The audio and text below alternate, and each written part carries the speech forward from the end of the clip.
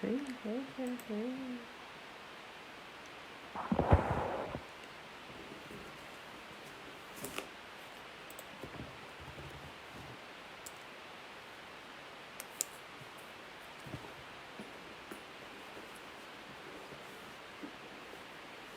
Top of the day, beautiful people. Top of the day. It is September the 11th, 2021. Day 257 of year 3 of reading through the books of the Law and the Prophets. Another 3-year consecutive day count, day 926. Guys, today we're finishing up the book of Micah with Micah chapter 7.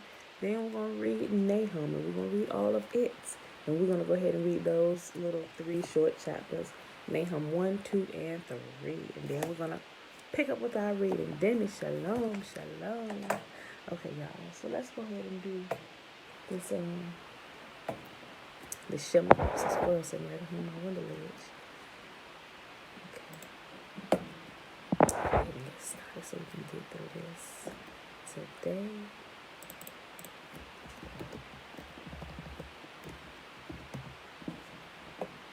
Alright, y'all, remember the Shema is found in Deuteronomy chapter 6. We start at verse 3. But remember, get the full chapter for everything. I kind of sum up the meat and potatoes for you.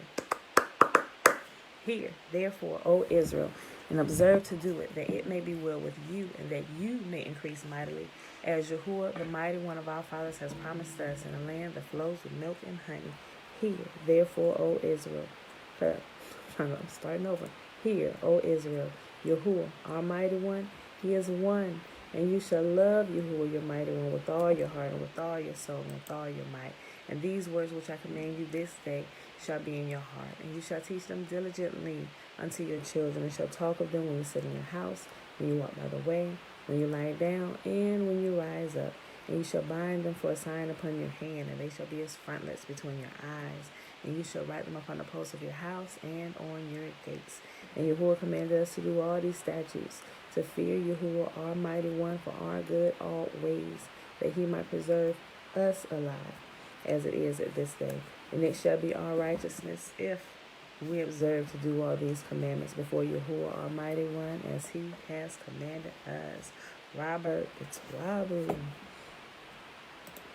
All right. And for all those that don't know, who's been here or newly coming, a while ago I explained what Betwabu was. Betwabu is a greeting, right?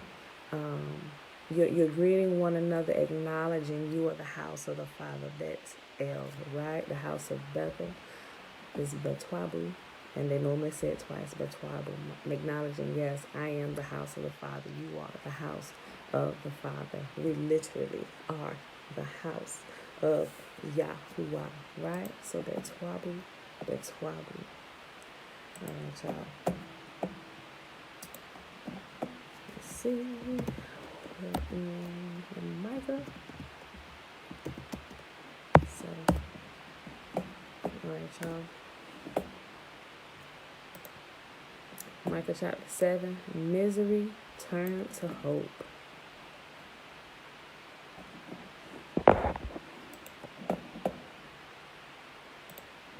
Shayla, Auntie, joyful risings, Betwabu. All right. Misery turned to hope. How miserable I am. I feel like the fruit picker after the harvest who can find nothing to eat. Not a cluster of grapes or a single early fig can be found to satisfy my hunger. The godly people have all disappeared. Not one honest person is left on the earth. They are all murderers, setting traps even for their own brothers. Both their hands are equally skilled at doing evil. Officials and judges alike demand bribes. The people with influence get what they want, and together they scheme to twist justice. Even the best of them is like a briar. The most honest is as dangerous as a hedge of thorns. But your judgment day is coming swiftly now. Your time of punishment is here, a time of confusion. Don't trust anyone, not your best friend or even your wife. For the son despises his father, the daughter defies her mother, the daughter-in-law defies her mother-in-law. Your enemies are right in your own household. As for me, I look to Yahuwah for help. I wait confidently for my God to save me, and my God will certainly hear me. Do not gloat over me, my enemies, for though I fall, I will rise again. Though I sit in darkness, Yahuwah will be my light. I will be as patient as Yahuwah punishes me, for I have sinned against him. But after that, he will take up my case and give me justice for all I have suffered from my enemies. And then Yahuwah will bring me into the light, and I will see his righteousness. Then my enemies will see that Yahuwah is on my side. They will be ashamed that they taunted me, saying, so where is your Lord, that God of yours? With my own eyes, I will see their downfall. They will be trampled like mud in the streets. In that day, Israel, your cities will be rebuilt, and your borders will be extended. People from many lands will come and honor you, from Assyria all the way to the towns of Egypt, from Egypt all the way to the Euphrates River, and from the distant seas and mountains. But the land will become empty and desolate because of the wickedness of those who live there. Yahuwah's compassion on Israel. O Yahuwah, protect your people with your shepherd's staff. Lead your flock, your special possession. Though they live alone in the thicket, on the heights of Mount Carmel, let them graze in a fertile pasture of Bashan and Gilead, as they did long ago. Yes, says Yahuwah, I will do mighty miracles for you, like those I did when I rescued you from slavery in Egypt. All the nations of the world will stand amazed at what Yahuwah will do for you. They will be embarrassed at their feeble power. They will cover their mouths in silent awe, deaf to everything around them. Like snakes crawling from their holes, they will come out to meet Yahuwah our God. They will fear him greatly, trembling in terror at his presence. Where is another God like you, who pardons the guilt of the remnant, overlooking the sins of his special people? You will not stay angry with your people forever, because you delight in showing unfailing love. Once again, you will have compassion on us and throw them into the depths of the ocean. You will show us your faithfulness and unfailing love, as you promised to our ancestors, Abraham and Jacob, long ago. Jerry, shalom. All right, y'all. Next chapter, which is the first chapter of the book of Nahum. We just finished reading the last chapter of Micah, and it was Micah chapter 7. Yahuwah's anger against Nineveh. This message concerning Nineveh came as a vision to Nahum, who lived in Elkosh. Yahuwah is a jealous God, filled with vengeance and rage. He takes revenge on all who opposes him and continues to rage against his enemies. Yahuwah is slow to get angry, but his power is great, and he never lets the guilty go unpunished. He displays his power in the whirlwind and the storm. The billowing clouds are the dust beneath his feet. At his command, the oceans dry up and the rivers disappear. The lush pastures of Bashan and Carmel fade, and the green forests of Lebanon wither. In his presence, the mountains quake, and the hills melt away. The earth trembles, and its people are destroyed. Who can stand before his fierce anger? Who can survive his burning fury? His rage blazes forth like fire, and the mountains crumble to dust in his presence. Yahuwah is good, a strong refuge when trouble comes. He is close to those who trust in him, but he will sweep away his enemies in an overwhelming flood. He will pursue his foes into the darkness of night. Why are you scheming against Yahuwah? He will destroy you with one blow. He won't need to strike twice. His enemies, tangled like thorn bushes and staggering like drunks, will be burned up like dry stubble in a field. Who is this wicked counselor of yours who plots evil against Yahuwah? This is what Yahuwah says. Though the Assyrians have many allies, they will be destroyed and disappear. O my people, I have punished you before, but I will not punish you again. Now I will break the yoke of bondage from your neck and tear off the chains of the Assyrian oppression. And this is what Yahuwah says concerning the Assyrians in Nineveh. You will have no more children to carry your name. I will destroy all the idols in the temples of your gods. I am preparing a grave for you because you are despicable. Look, a messenger is coming over the mountains with good news. He is bringing a message of peace. Celebrate your festivals, O people of Judah, and fulfill your vows. For your wicked enemies will never invade your land again. They will be completely destroyed. Next chapter, Nahum chapter 2, the fall of Nineveh. Your enemy is coming to crush you, Nineveh. Man the ramparts, watch the roads, prepare your defenses, call out your forces. Even though the destroyer has destroyed Judah, Yahuwah will restore its honor. Israel's vine has been stripped of branches, but he will restore its splendor. Shields flash red in the sunlight. See the scarlet uniforms of the valiant troops. Watch as their glittering chariots move into position with a forest of spears waving above them. The chariots race recklessly along the streets and rush wildly through the squares. They flash like firelight and move as swiftly as lightning. The king shouts to his officers.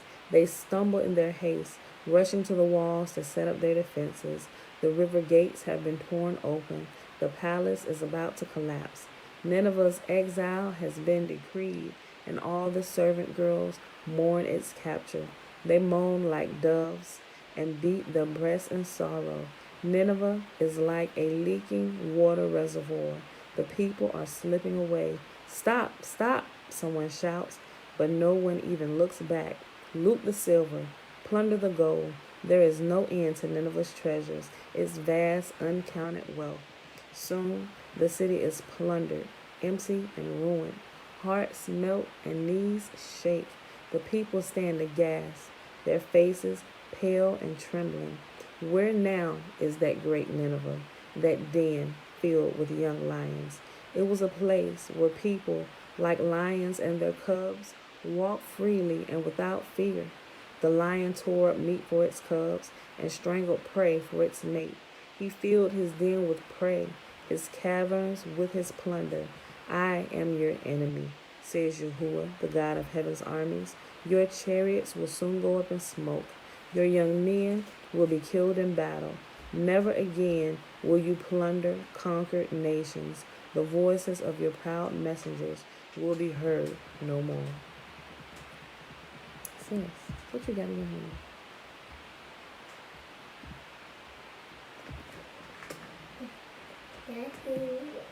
Dad gave it to you. When I walked out the room, Dad was still asleep. He might be woke. Okay.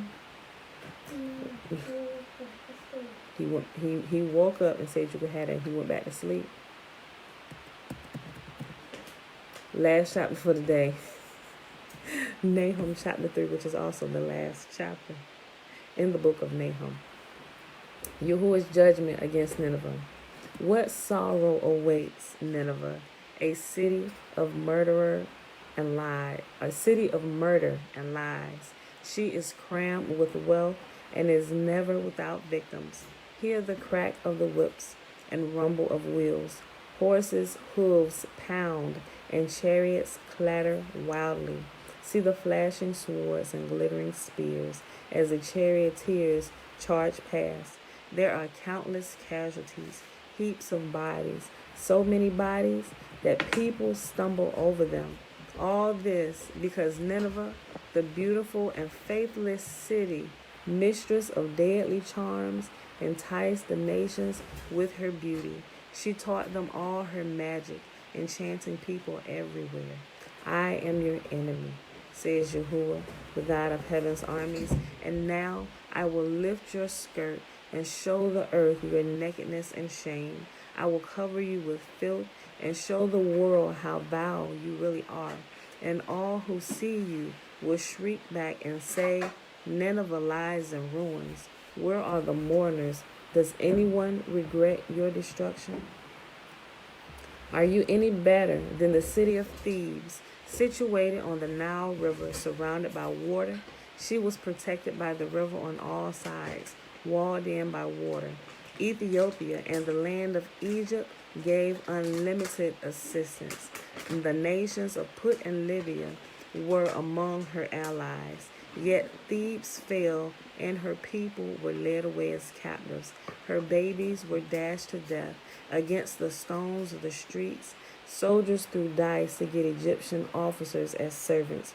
All their leaders were bound in chains. Joy, shalom. Something real quick, something that I just found out in my little research and study. Did you realize, it says right here in verse 9, Ethiopia and the land of Egypt gave unlimited assistance. But do you know that the people of Egypt actually came from Ethiopia? So all those things that were found in Ethiopia that were found in Egypt, and all that they were practicing was originally done in Ethiopia, because Egypt's people were Ethiopians who had migrated, who kind of broke away from Ethiopia. Y'all should look into that. And all the things that they found in Egypt, all the hieroglyphs and all that stuff, it was being taught in Ethiopia. And not just Ethiopia, but they travel everywhere, which is why you can find some of these same Egyptian artifacts all around the world. People came from all around the world to learn about what they were teaching in Egypt. But Egypt's people were from Ethiopia, right? But who else went into Egypt after they had broke away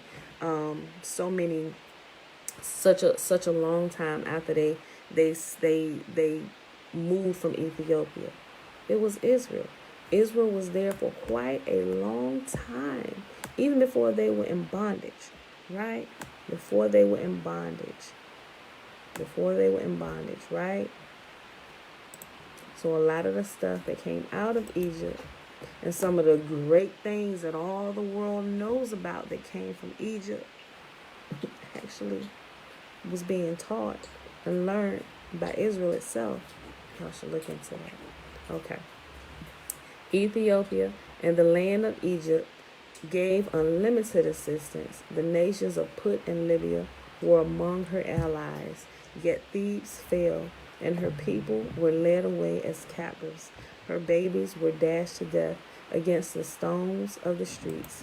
Soldiers threw dice to get the Egyptian officers as servants. All their leaders were bound in chains. And you, Nineveh, will also stagger like a drunkard. You will hide for fear of the attacking enemy. All your fortresses will fall. They will be devoured like the ripe figs that fall into the mouths of those who shake the trees. Your troops will be as weak and helpless as women. Mom, look at me. I see, boo. I see it. This is a necklace. Okay. Your troops will be as weak and helpless as women. The gates of your land will be opened wide to the enemy and set on fire and burned. Get ready for the siege. Store up water. Strengthen the defenses. Go into the pits of the trampled clay and pack it into molds, making bricks to repair the walls.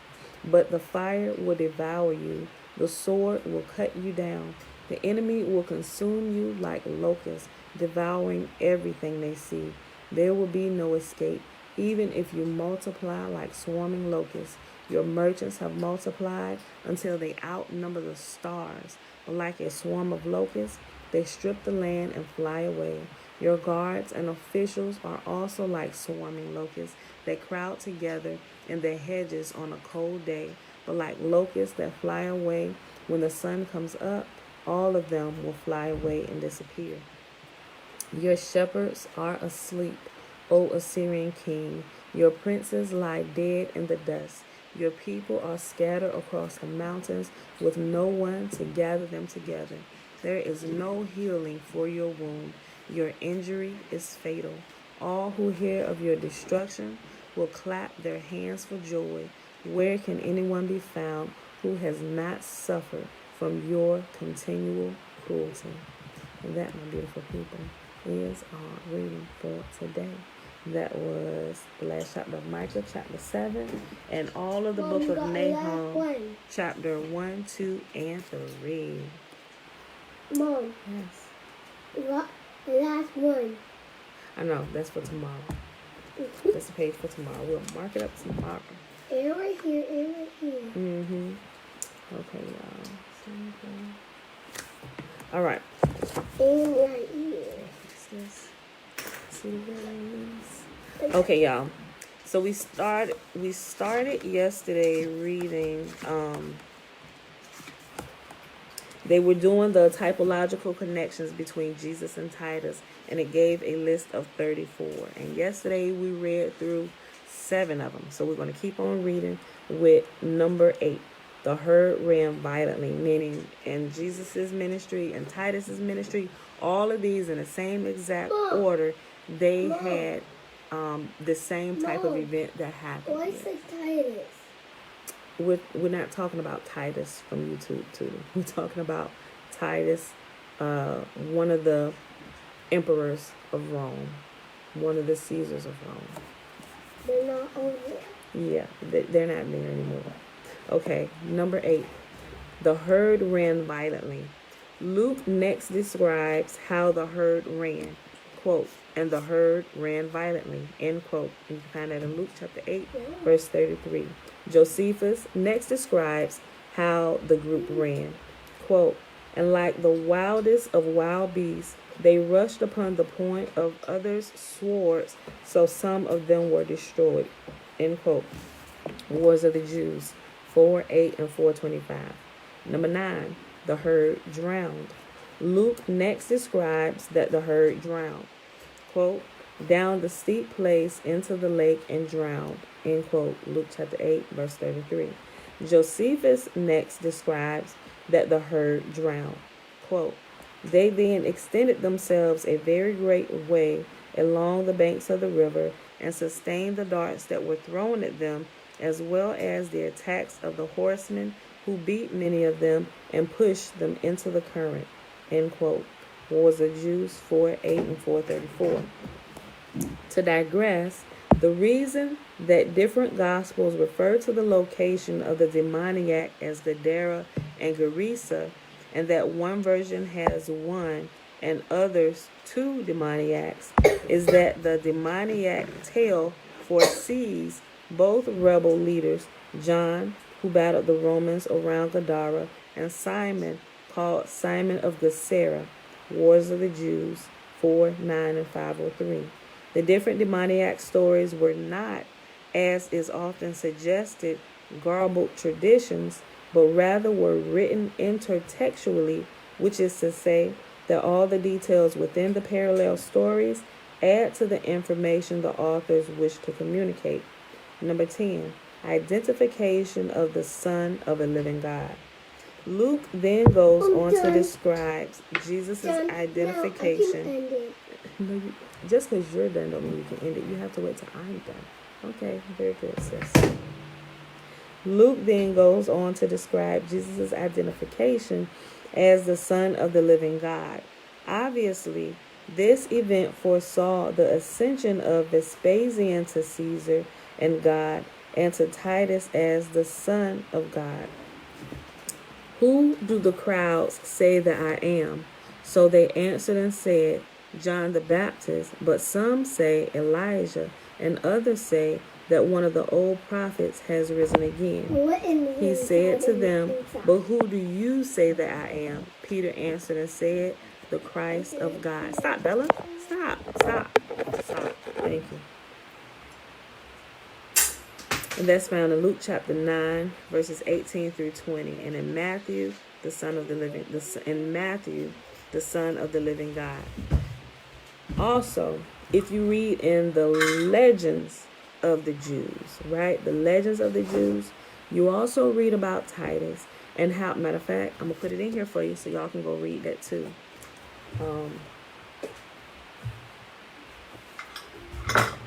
Mom.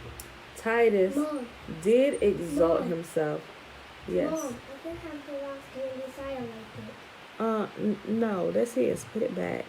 He exalted himself as a god and even built around his palace a contraption that would further push his lie that he was a god, where he, if I remember correctly, he built this stairwell which ascended so high and he, go back and read it.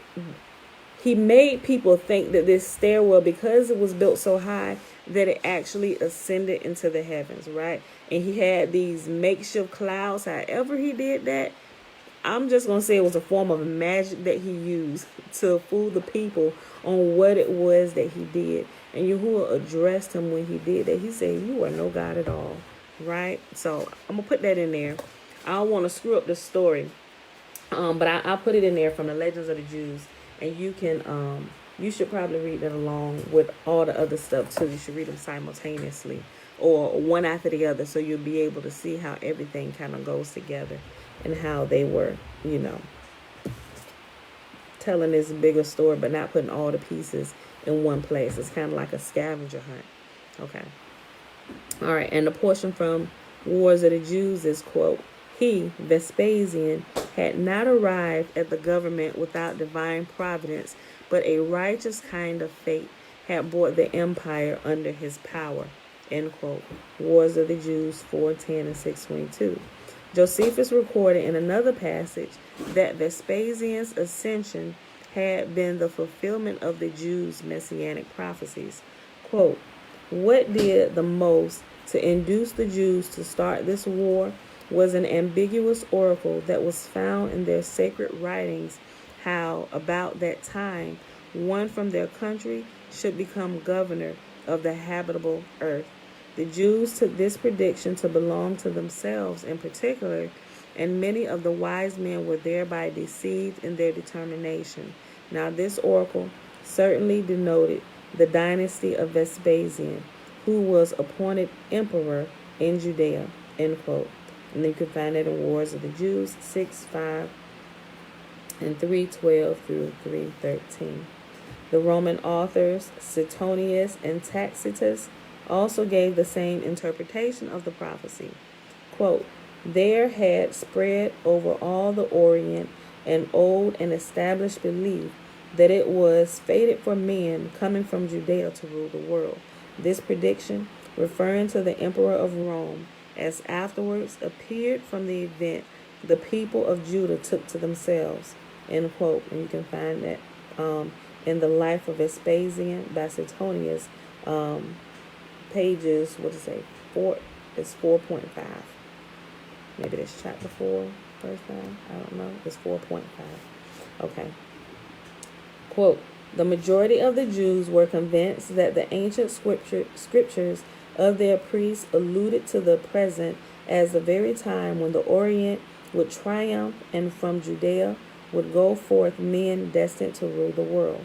This mysterious prophecy really referred to Vespasian and Titus, but the common people, true to the selfish ambitions of mankind, thought that this exalted destiny was reserved for them, and not even their calamities opened their eyes to the truth. End quote. And that's found in Histories 5.13 by Tacitus. What is often overlooked is that by claiming the mantle of Christ for themselves, the Flavians were creating a Christian religion. Thus, when considering the numerous Flavian family connections to early Roman Christianity, the possibility that early Flavian Christianity was the basis for today's Christianity is a logical one. Number 11, binding and loosing. Next, there is an obvious parallel concerning binding and loosing. Many scholars have commented upon the similarities, but none attempted to place the tale into the dual storylines, of course. In Matthew, it is in the same passage and follows the identification of the Son of the living God in Luke chapter 9, verses 18 through 20 above. Quote, so they said, some say John the Baptist, some Elijah, and others Jeremiah or one of the prophets. He said to them, but who do you say that I am? Simon Peter answered and said, you are the Christ, the Son of the living God. Then Jesus answered and said, and I will give you the keys of the kingdom of heaven. And whatsoever you bind on earth will be bound in heaven. And whatsoever you loose on earth will be loosed in heaven. End quote. Matthew 16, 14 through 19. Quote, O Father, it is but just that the scandal of a prisoner should be taken off Josephus, together with his iron chain. For if we do not barely loose his bonds, but cut them to pieces, he will be like a man that had never been bound at all. End quote. Wars of the Jews 4:10 and 6:28 through 6:29. Number 12. He who does not follow with us, but cast out demons. Luke then describes a dispute amongst the followers of the Christ, followed by Jesus telling them to let anyone casting out demons do so because he who is not against us is on our side. Quote, Then a dispute arose among them as to which of them would be the greatest. And Jesus, perceiving the thought of their heart, took a little child and set him by him, and said to them, Whoever receives this little child in my name receives me, and whoever receives me receives him who sent me. For he who is least among you all will be great. Now John answered and said, Master, we saw someone casting out demons in your name, and we forbade him because he does not follow with us. But Jesus said to him, Do not forbid him, for he who is not against us is on our side. End quote. And you can find that in Luke chapter 9, verses 46 through 50. Josephus describes a dispute that broke out between the rebel leaders. Notice that the names of the individuals having the dispute were Simon, John, and Lazarus, the names of Jesus' followers. From the Flavian perspective, though these rebels did not follow with us as they were killing one another, they were casting out demons. And now, And now there were 3 treacherous factions in the city, the one parted from the other. Eleazar and his party that kept the sacred first fruits came against John and their cups. Those that were with John plundered the populace and went out with zeal against Simon. This Simon had his supply of provisions from the city in opposition to the seditious. When therefore John was assaulted on both sides, he made his men turn about, throwing his darts upon those citizens that came up against him from the cloisters he had in his possession, while he opposed those that attacked him from the temple by his engines of war. And if at any time he was freed from those that were above him, which happened frequently from their being drunk and tired, he sallied out with a great number upon Simon and his party. And this he did always in such parts of the city as he could come at, till he set on fire those houses that were full of corn and of all other provisions.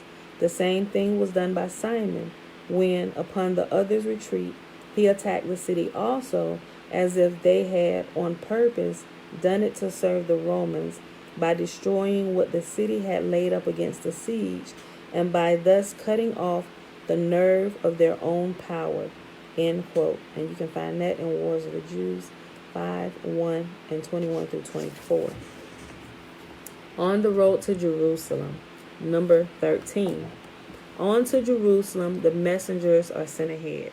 At the end of his Galilean campaign, Luke recorded that Jesus marched out of Galilee towards Jerusalem. When read in the perspective of this analysis, Luke's words are chilling and their meaning transparent. Quote, Now it came to pass, when the time had come for him to be received up, that he steadfastly set his face to go to Jerusalem and sent messengers before his face. End quote. And you can find that in Luke chapter 9, verse 51. Josephus, keeping in sequence, recorded that Titus then marched on to Jerusalem, and like his typological forerunner, he sent out messengers, his legions, before him. Quote, Titus, when he had gotten together part of his forces about him, and had ordered the rest to meet him at Jerusalem, marched out of Caesarea. End quote. Wars of the Jews 5:1 and 40. Number 14, don't bury your dead or look back. Luke then presents a story about a follower who is scolded by Jesus for wanting to bury his dead, and then is told to not look back but forward to the kingdom of God. Quote, then he said to another, follow me. But he said, Lord, let me first go and bury my father. Jesus said to him, let the dead bury their own dead, but you go and preach the kingdom of God. And another also said, Lord, I will follow you, but let me first go and bid them farewell who are at my house.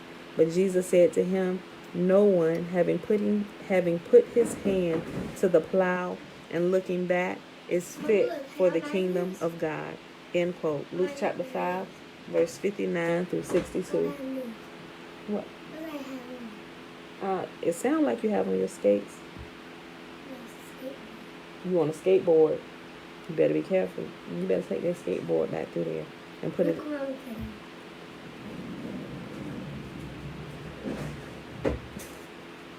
You getting pretty smooth with your little turn, sis.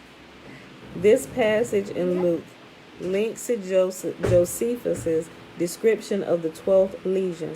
The legion had been beaten by the Jews in the war's first battle.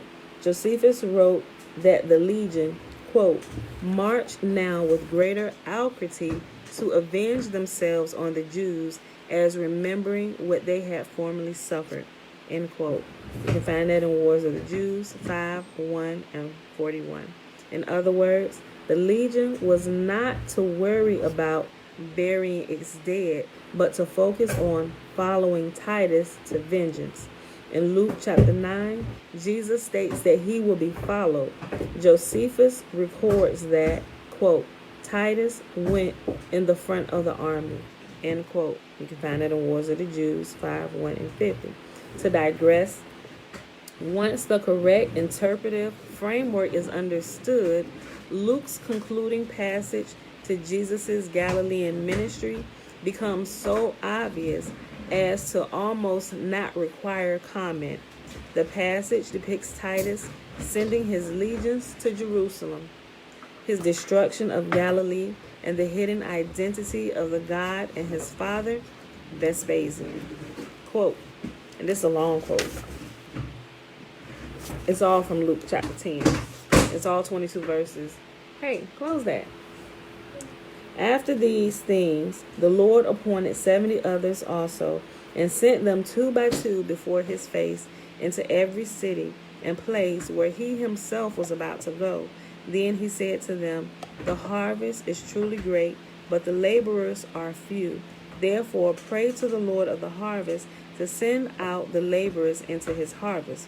Go your way. Behold, I send you out as lambs among wolves.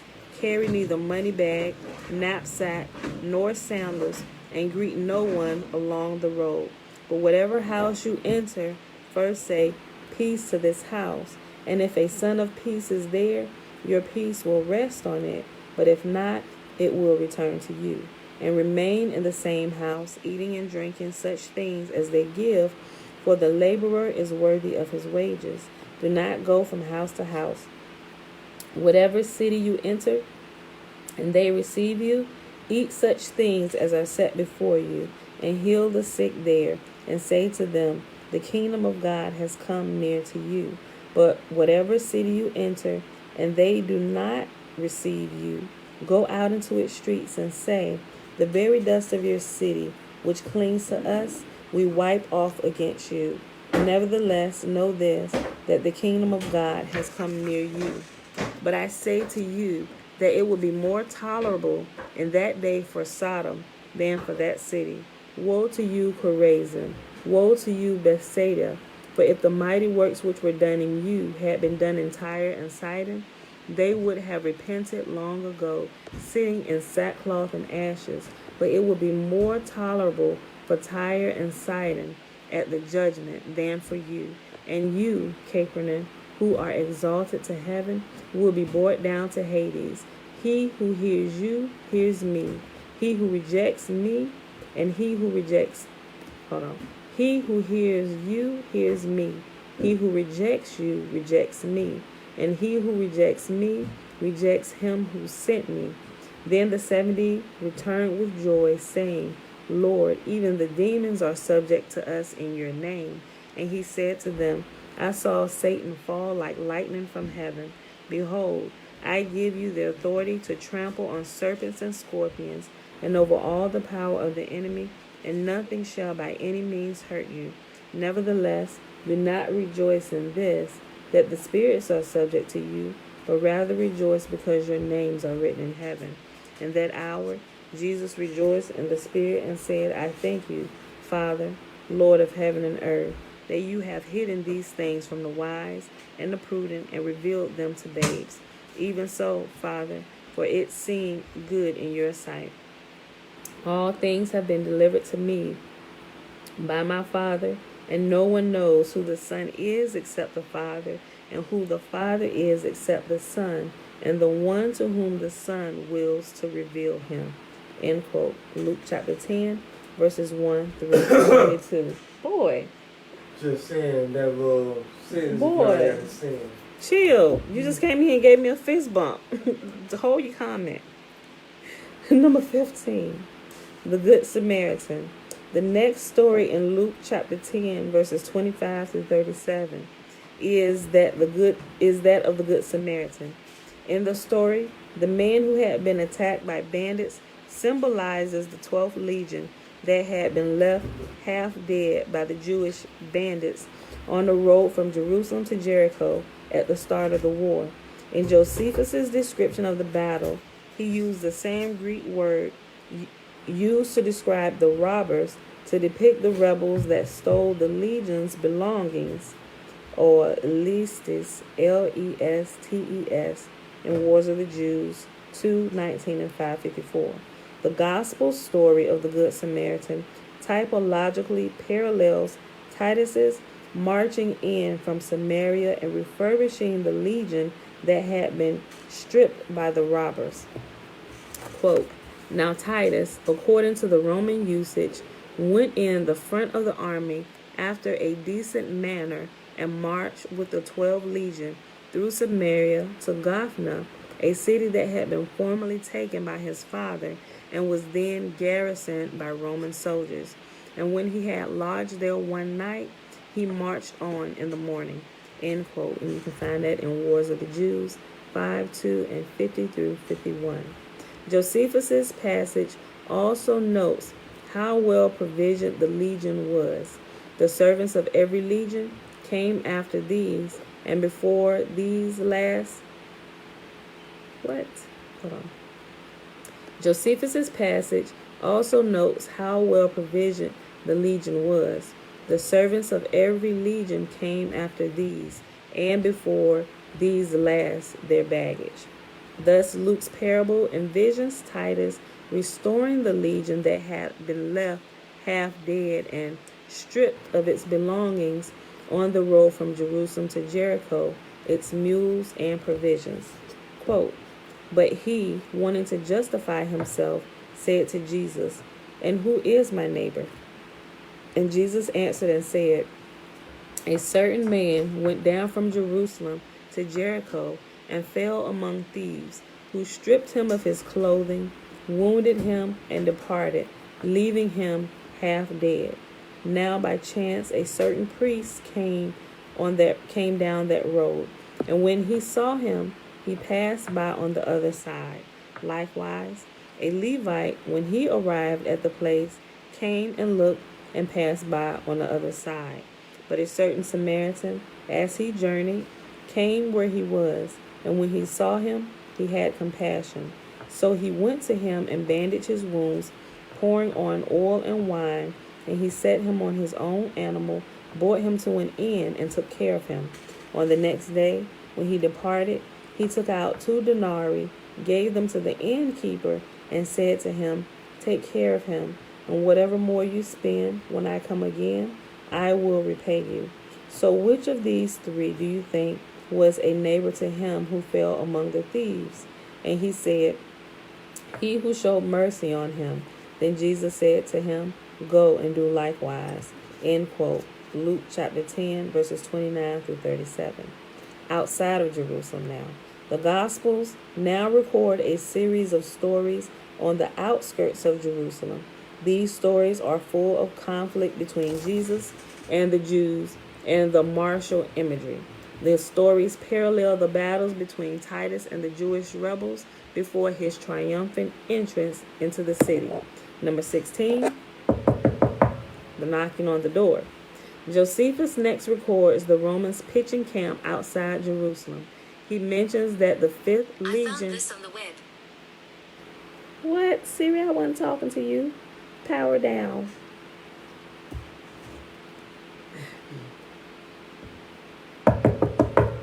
Knocking on the door. Josephus next records the Romans pitching camp outside Jerusalem. He mentions that the 5th Legion joined the first two at night, giving Titus a total of 3 legions. These 3 legions were, in effect, knocking on the door of Jerusalem and would soon open it. Quote, what did I say that caused you?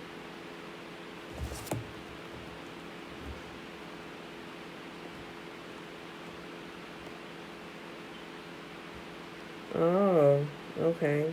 It's kind of close to what we're talking about. The Siege of Jerusalem. Facts and Summary. Britannica. Jews and the Roman Empire.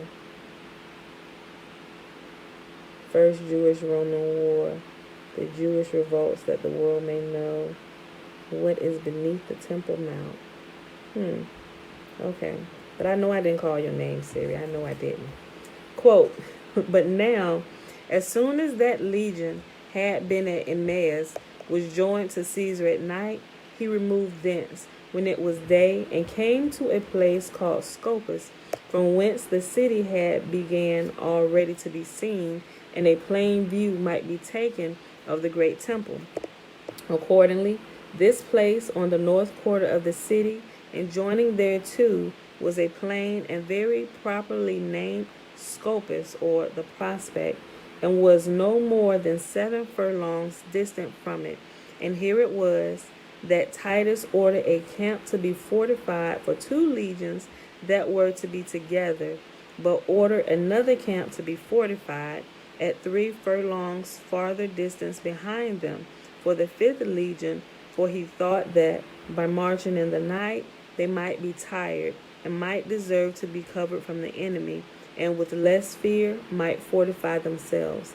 End quote. And you can find that in Wars of the Jews 5:2, 67 through 68. Oh, okay. Well, that's possible. Yeah. Dana, Big Brother's always listening, because look, sometimes my phone just out of nowhere snaps pictures, right? Ain't nobody touching my phone. It'll just flash. I'm like, what in the world? But also, and we got, sometimes I unplug them, right? But we got an Echo in our bedroom. Of course, the Siri on our phone and the smart watches and stuff. I guess we ain't making it really hard for Big Brother to spy on us, right? With all the electronics we got. And we got Alexa and everything. Alexa, out of the blue, she'll just answer questions. Like, Alexa, nobody was talking to you. Power down, you know. Uncle Nathaniel said, he said, when you said Josephus, it kind of sounded a little like Siri. Probably so. Probably so. Thanks, Sudie. I didn't really need it. I left it on my nightstand on purpose. But thank you. I appreciate it. I did it up here. Okay. But I look like Mom. Okay. You look like me because you called my stuff. You look. Okay. Luke symbolizes... Hold on.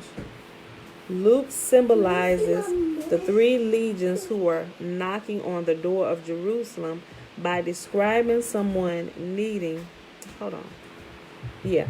By describing someone needing 3 loaves. The man needed 3 loaves because he had 3 legions to feed, who comes during the night and tries to get someone who has shut his door to open it.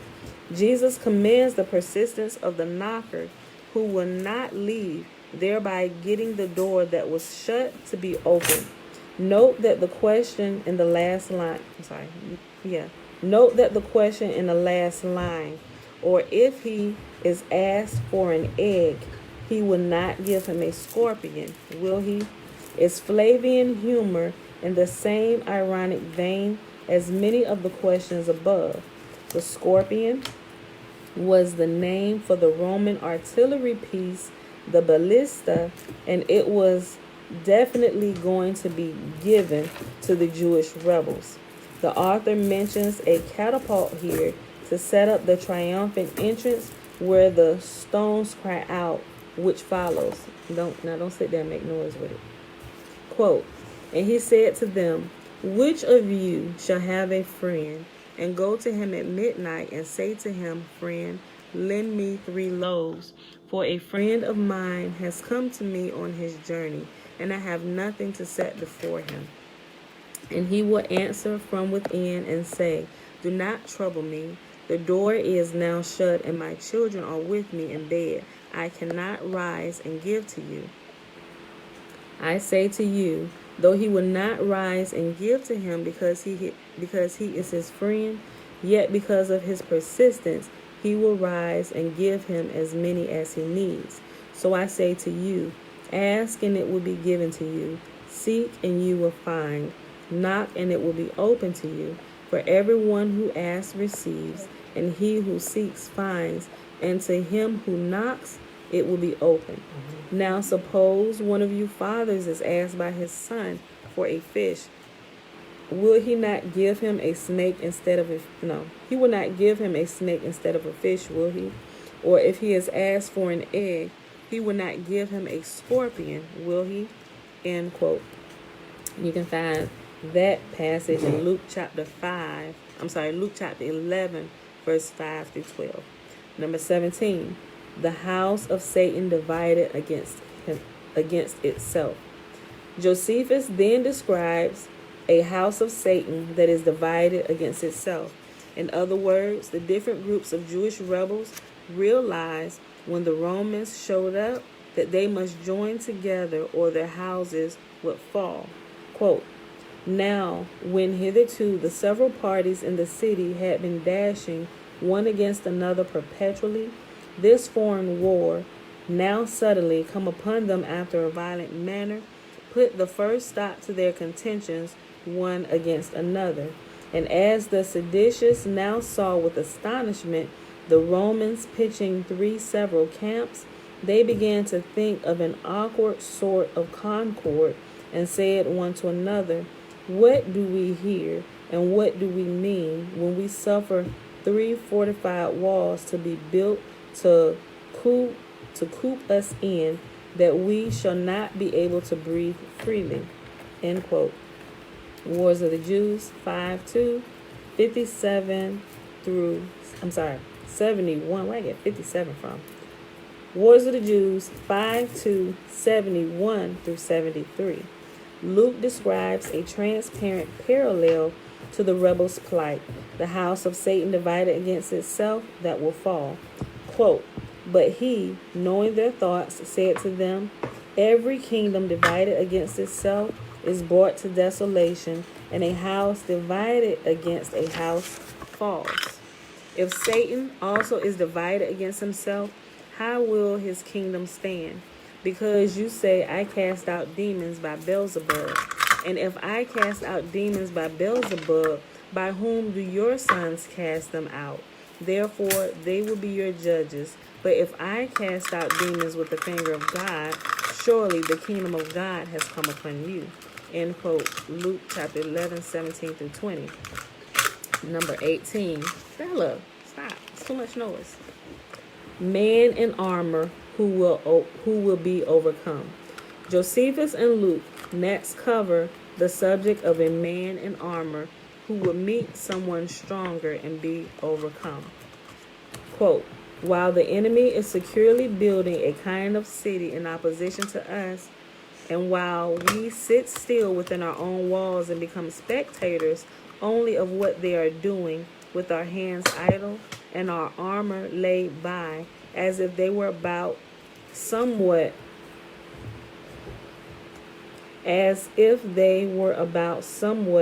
that was for our good and advantage. Boy, sometimes them writing back in the day, it still sound like a bunch of gibberish to me. You should hear what Old English said. Right, it's almost the same Old English feel. Like nothing makes sense at all. Yeah. We are, it seems, so did they cry out, only courageous against ourselves, while the Romans are likely to gain the city without bloodshed by our sedition. Thus did they encourage one another when they were gotten together, and took their armor immediately, and ran out upon the 10th legion, and fell upon the Romans with great eagerness, and with a prodigious shout, as they were fortifying their camp. End quote.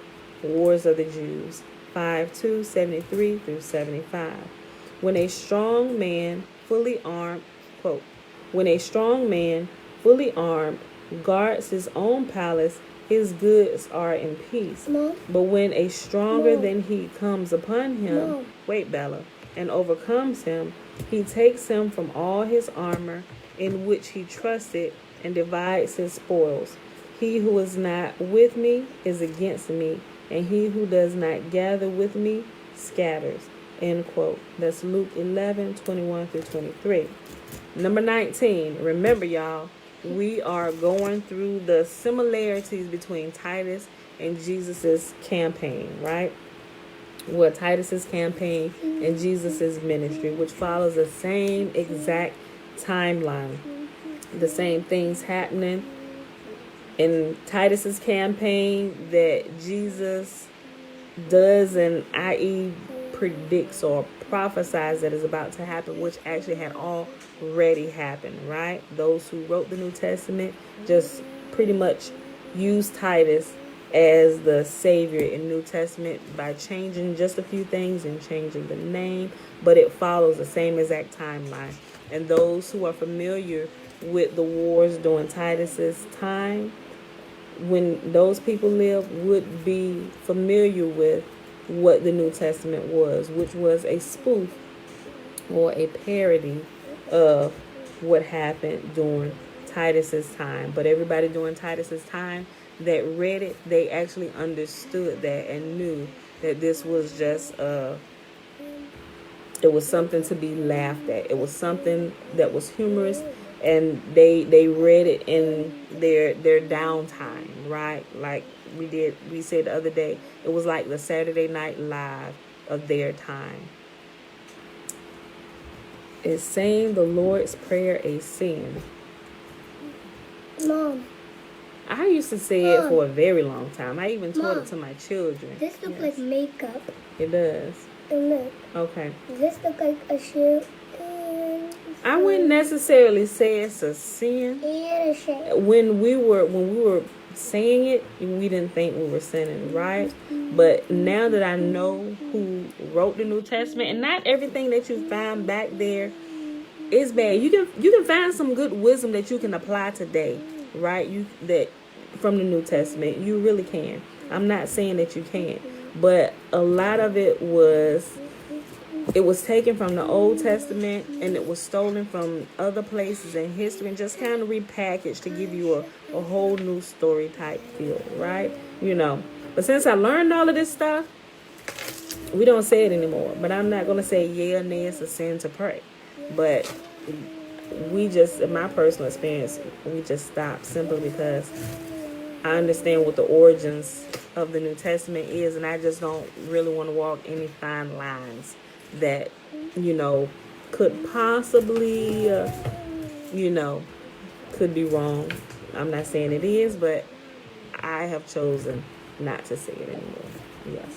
Isn't the Bible just a big giant translation of, just like what we call colonizers trying to understand our history? And not a translation book, but they ain't even doing anything right. Well, everything has been repackaged, Jeremiah. That's what we're reading, and we're going through some of the details of how it was put together and where they pulled pieces from. So it has been rewritten and given back to people. Think about it. Right. Mom, Our I don't even know. ancestors, Okay, very good. if you think about it, our ancestors purposely lied because they knew what was happening. Well, yeah, true. But we haven't even gotten to that, Jeremiah.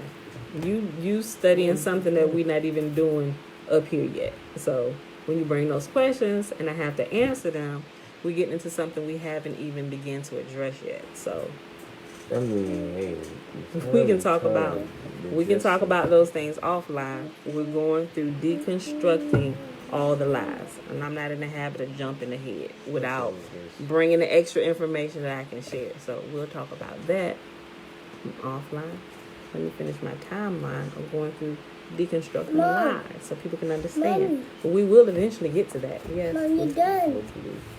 All right. Well, we're about to be done because we're at 59. Okay, let me finish. I'm going to read these last couple. Okay. Number 19, the crowds increase. Josephus and Luke each records the Jews massing around the Son of God. Quote, as the crowds were increasing. End quote. Luke 11:29. Quote, the Jews became still more and more in number. End quote. Wars of the Jews 5:2-78. Number 20, lying in wait.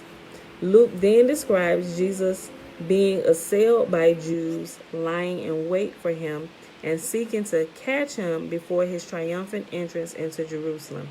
These expressions in Luke symbolize the battle Titus experienced with the Jews before his triumphal entrance into Jerusalem. Quote, and as he said these things to them, the scribes and the Pharisees began to assail him vehemently and to cross-examine him about many things, lying in wait for him and seeking to catch him in something he might say that they might accuse him. End quote. You can find that in Luke 11:53-54. Yes, Bella, chill out. Quote, Caesar himself, who spake to them thus, these Jews who are only conducted by their madness, do everything with care and circumspection. They contrive stratagems and lay ambushes. End quote. Wars of the Jews 5:3-121. Mom. Yes, sweetie. I said, will you make me Pink's movie? I will. In a minute. Okay. Sometimes, girl, you surprise me. Number 21, the woe saying Jesus. The next parallels form a set that is obvious. Listen, if y'all gonna have this conversation, can y'all take it in another room? Because y'all just getting louder. Okay, chill.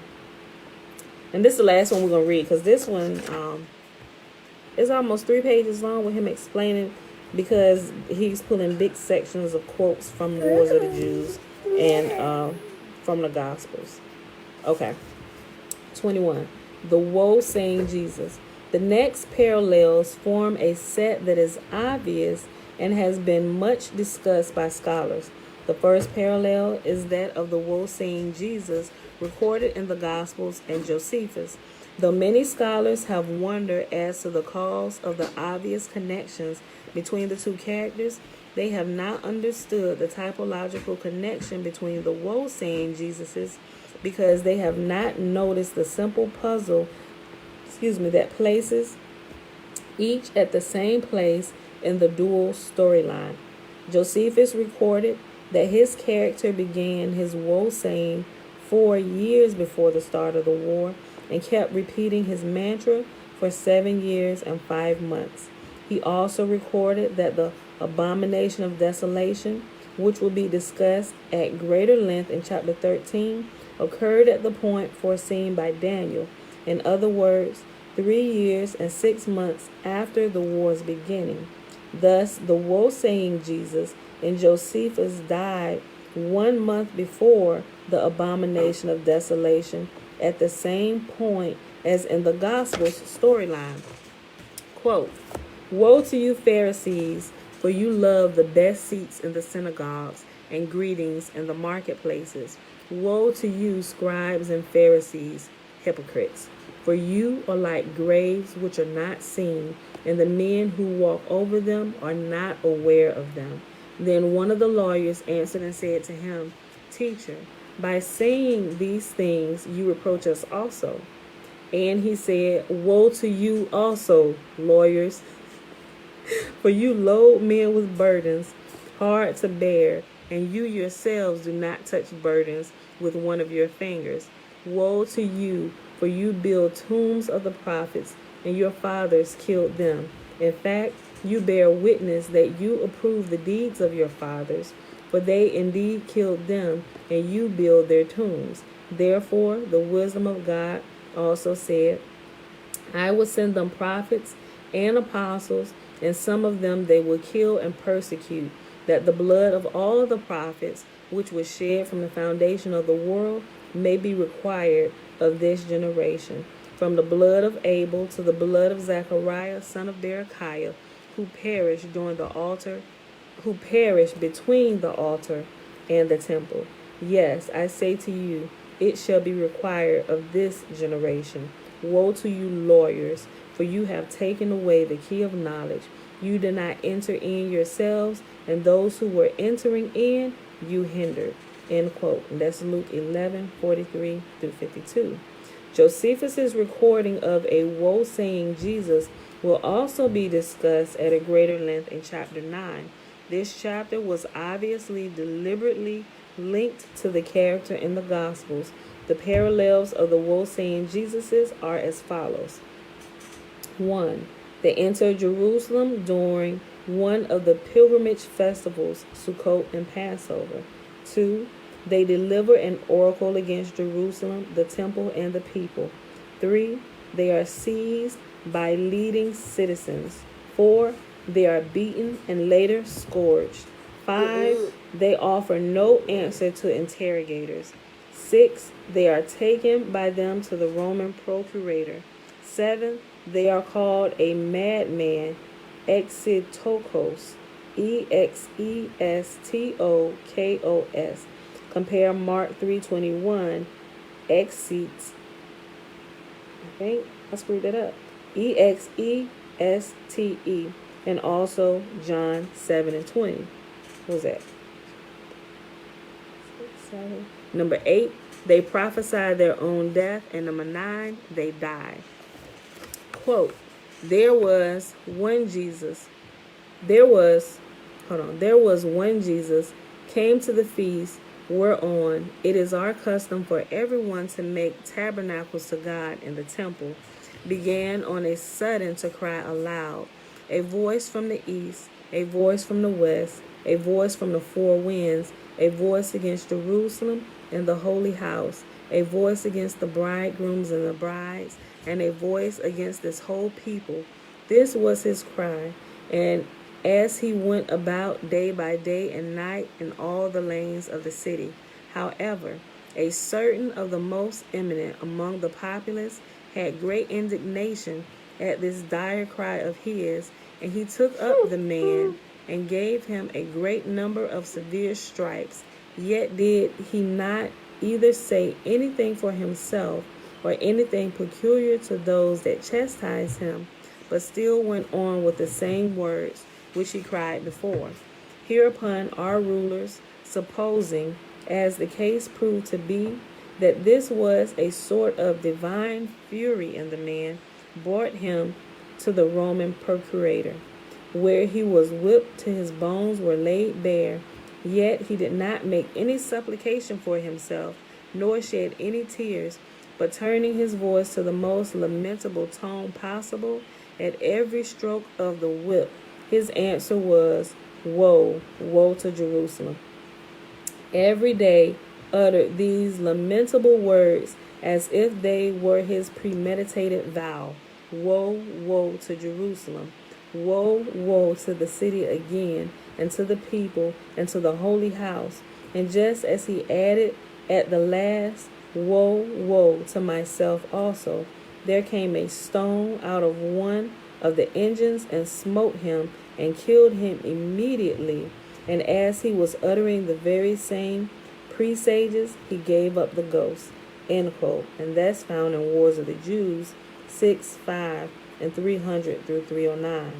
Finally, each of the woe-saying Jesuses described a Zachariah's fate at the hands of wicked Jews and foresees woe for the lawyers. Quote, from the blood of Abel to the blood of Zechariah, son of Berechiah, who perished between the altar and the temple, yes, I say to you, it shall be required of this generation. Woe to you, lawyers, for you have taken away the key of knowledge. You did not enter in yourselves, and those who were entering in, you hindered. End quote. Luke 11:51-52. Jesus' statement envisions the following story in Josephus. Notice that not only is the fate of the two Zacharias parallel, but each story depicts wicked lawyers. Quote, and this is the last quote here, y'all.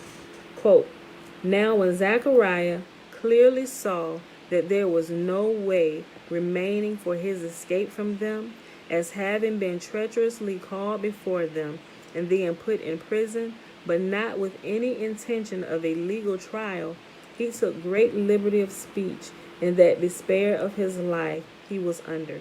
Accordingly, he stood up and laughed at their pretended accusation, and in a few words confuted the crimes laid to his charge, after which he turned his speech to his accusers and went over distinctly all their transgressions of the law, and made heavy lamentation upon the confusion they had brought public affairs to. In the meantime, the zealots grew tumultuous and had much ado to abstain from drawing their swords, although they designed to preserve the appearance and show of judicature to the end. They were also desirous, on other accounts, to try the judges, whether they would be mindful of what was just at their own peril. Now the 70 judges brought their verdict that the person accused was not guilty, as choosing rather to die themselves with him than to have his death laid at their doors. Hereupon there arose a great clamor of the zealots upon his acquittal, and they all had indignation at the judges for not understanding that the authority was given them, but was but in jest. So 2 of the boldest of them fell upon Zachariah in the middle of the temple and slew him. And as he fell down dead, they bantered him and said, thou hast also our verdict, and this will prove a more sure acquittal to thee than the other. They also threw him down from the temple immediately into the valley beneath it. Moreover, they struck the judges with the backs of their swords by way of abuse, and thrust them out of the court of the temple, and spared their lives with no other design than that, when they were dispersed among the people in the city, they might become their messengers, to let them know that they were no better than slaves. End quote. And that's found in Wars of the Jews 4:5 and 3:38 through 3:44. And this is where we will pause today. Tomorrow we'll start with 22. Innocent beaten worse than the guilty. So we may finish it tomorrow, because remember we got 34. You should watch that, man. Episode 4. Hold on, Jamar.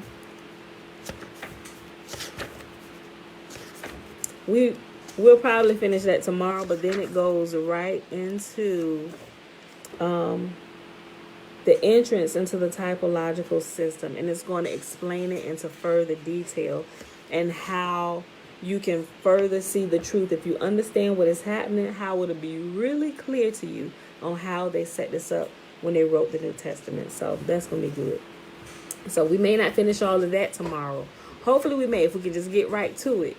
But we may not. But after that section right there, after they go into the details of that, that'll be the end of that chapter, and then we'll go into chapter 6. All right, y'all.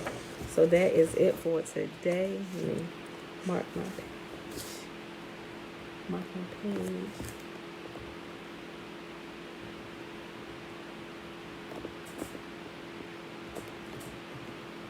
Make my note for tomorrow. All right, beautiful people.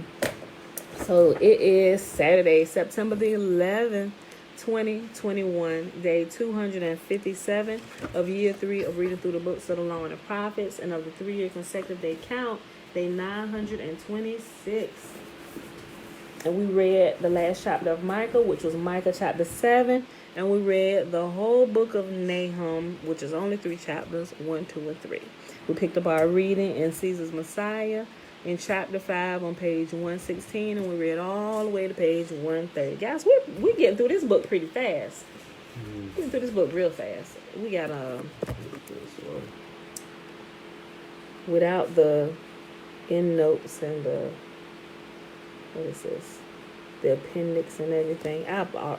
All the pages number. It's because I'm not gonna read all of these. What you call this? It is this page. 412 pages. But this is actually less than what's the last book we read? Fossilized Customs. But we moving through this pretty fast. So, all right, y'all. That is it. Let's go ahead and do the blessing. Oh, it's still really good. Yeah, we're about to end it too. Hold on for this up. And get a cord. Hmm. And get a cord. A unicorn. Mm-hmm. Okay.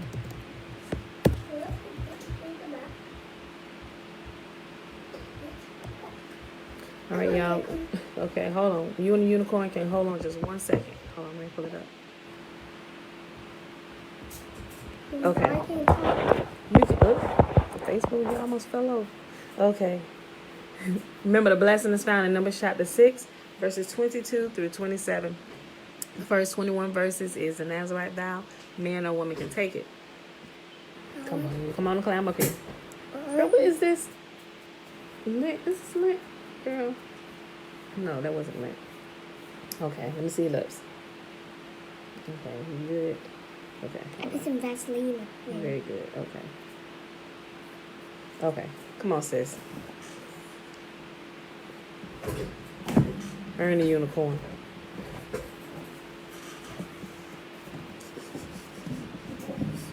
Look at unicorn beautiful. Oh, she is so beautiful, girl. Okay. Yeah. And Yahuwah spake unto Moses, saying, Speak unto Aaron and unto his sons, saying on this wise, Ye shall bless the children of Israel, saying unto them, Yahuwah kneel before us, presenting gifts, and will guard us with a hedge of protection. Yahuwah will illuminate the wholeness of his being towards us, bringing order, and he will provide us with love, sustenance, and friendship. Yahuwah will lift up his wholeness of being and look upon us, and he will set in place all we need to be whole and complete. And they shall put my name upon the children of Israel, and I will bless them. All right, beautiful people, that is it for today. I don't think there are any other questions. Joy said, hey, Bella. Say, hey, Joy. Hey, Jory. Okay, y'all, that's it. I see y'all back here tomorrow morning, 7:30 a.m. Eastern Standard Time. Bruce. Thanks for hanging out. Bye. Okay. But you might have to touch that for the unicorn. I don't think she has heat coming from her. That'll.